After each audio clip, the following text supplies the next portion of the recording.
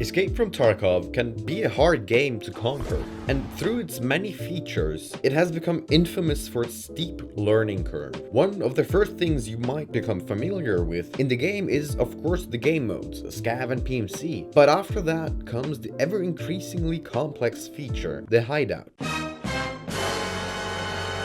With this memeless video, I'll aim to not only show you around the hideout, but also try to help you on your Tarkov journey to escaping. Though before we begin, I must ask you to go smash that like button and even subscribe, since approximately more than 80% of you aren't subbed. How can that be? Come on guys. When you first open the hideout, you might first of all be overwhelmed by the amount of features and things you have to overlook. But not to worry, there is a system to all of those things. The first item I'll go over, and generally the easiest one, is the stash.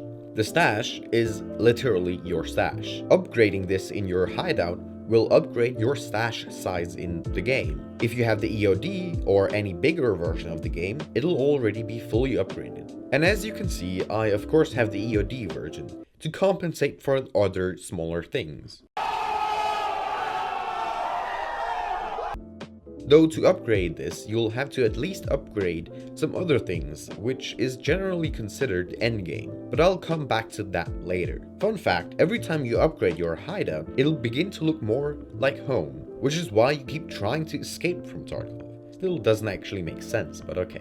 A very important part of the hideout is the Bitcoin farm. Many people will tell you it's not worth it, but let me ask you, do you want 3 bitcoins that are approximately worth 400k each every day? Do you like money? Well, then the Bitcoin farm is definitely for you. Already at level 1, the Bitcoin farm will generate 1 Bitcoin every 16 hours. Now, this might not seem like a lot, but if you're broke, as I usually am, then a Bitcoin a day or overnight is better than good to fuel my ever-increasingly labs abuse. Of course, you'll have to pay for graphics cards, and there'll be a time period where you're still paying back for the amount of money you spent on upgrading and so on. And luckily, I found this nifty chart for that. The link is also in the description. I also found another chart showing you how many hours it'll take for a certain amount of graphics cards to produce a Bitcoin. Now, to even get to the Bitcoin farm and other high tier stuff in the hideout, you'll first have to upgrade other things. There's a very nifty chart for that too.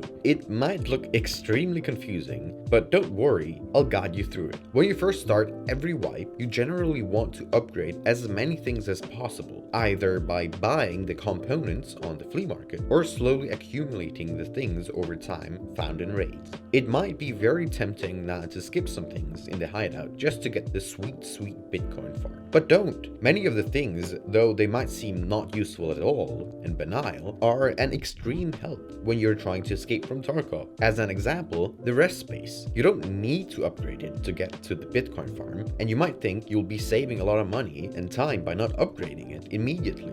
But you're wrong. It's a valuable thing to have that will save you money in the long run. It restores energy so you won't have to buy food, and it restores your health much faster. That meaning that you won't have to pay the medical fee to the therapist, which we all know what that means, or pay for the meds yourself to heal offline. So you can prioritize some things in the hideout, of course, like the Bitcoin farm or boost generator, which actually is not that profitable unless you find your ingredients in raid, but never skip a thing completely. You might think it's useless, such as the rest space, but it's definitely not. A cool feature that you might want to look into is, of course, the shooting range. This is a great way, for not that expensive, to try out your weapon builds without having to go into an offline raid, which can take time away from the real escaping from Tarkov you'll be doing. A very debated topic is the scav case. You might call it Tarkov's version of loot boxes, but actually free instead of paid for like other games do. I'm looking at you, EA and Valve. Though I have to warn you,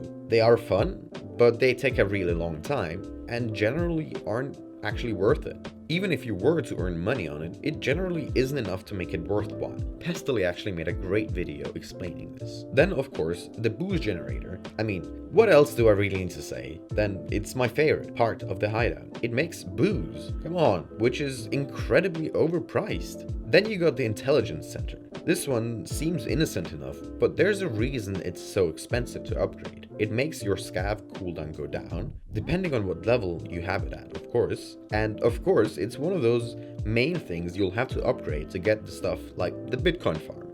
You generally want to upgrade this one as the first thing, since you'll be using, or I strongly recommend to use your scav to earn money. Гоп-стоп, мы подошли из-за угла. It's a free kit, come on. And having the cooldown effect reduced a lot really helps out. It of course also does other things, such as let you craft graphics cards you'll need for a quest found in Raid, and so on. Some other things that you'll find in your hideout is the generator. This powers your whole hideout, from the the med station to the workbench. This is generally one of those things you'll have to upgrade to unlock other upgrades, though upgrading the generator only gives you more fuel slots to put your fuel in. Then we got security, which doesn't actually do anything since this is Tarkov, and security went out the window the second you gave your credit card info to Nikita. Yeah, boy. Upgrading this has no function. Then we got the rest space, that I kind of explained before, but your PMC will beg you to upgrade this because both you and he will think that you're getting some. A little bit spicy. But in fact, you never will because you're too busy trying to escape from Tarkov. Then we got heating, which gives you heat and more energy replenishing. Then lights, which when upgraded, you guessed it, turns off the lights. Then you can upgrade your drug station to make drugs instead of having to go to the rapist to get them from her at a certain price. Wink wink. Damn, did I say it again? Therapist, of course. Please help. The nutrition unit, when upgraded, opens up a whole gourmet restaurant actually. It's a hidden feature. That's a joke, by the way. Then we got the solar power system, powered by Elon Musk. It's actually a good thing to upgrade this later on, since it reduces the fuel consumption and you'll be using a lot of fuel, trust me. Then the lavatory, where you actually will get some.